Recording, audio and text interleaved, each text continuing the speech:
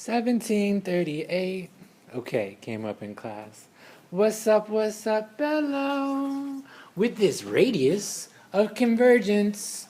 Yeah. We're trying to find the radius of convergence of this series. So step one, we have a game plan. Step one, use the ratio test and let it be smaller than 1 and solve that.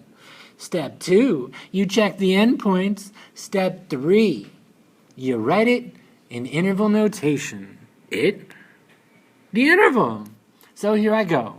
Y'all are pro at this ratio test, so you know that it looked like that, where I have my an plus 1, bam.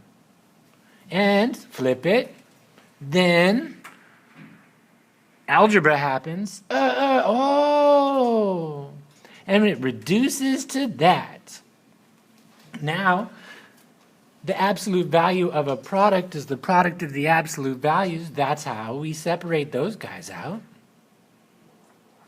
And then I go divide by the highest n, and it happens to be the squared. So I distribute in there and I reduce.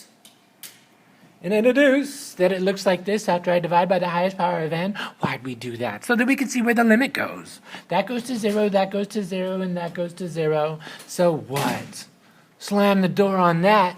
Limit goes to 1. And that's what I got up here. This gives us a couple important pieces of information. It tells us our and our center, the thing that it's less than, is our radius of convergence. The thing that x is minus of, that's our center. We solve that absolute value inequality. And we find x is bigger than 1 and smaller than 3. Now we're on to step 2 where we check our endpoints. Let me make some room. Because we're checking endpoints. That was my original series, OG series. Let's first check x equals 3. Brittany wanted that. So I put a 3 in everywhere where x was. I reduced that to the series, that guy. Wait, whoa.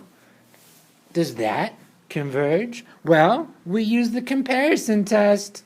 Looks like the one on the right is bigger. It dominates it. And in dominating fashion, that's a convergent p-series. So by the comparison test, we include the endpoint, x equals 3, because that converged, see? Now we check, x equals 1. We throw that in for x. That reduces our series to an alternating series. And it converges, meaning that we're going to include x is equal to 1. Now upon inclusion, we use square brackets. And our radius was 1. Box and flower.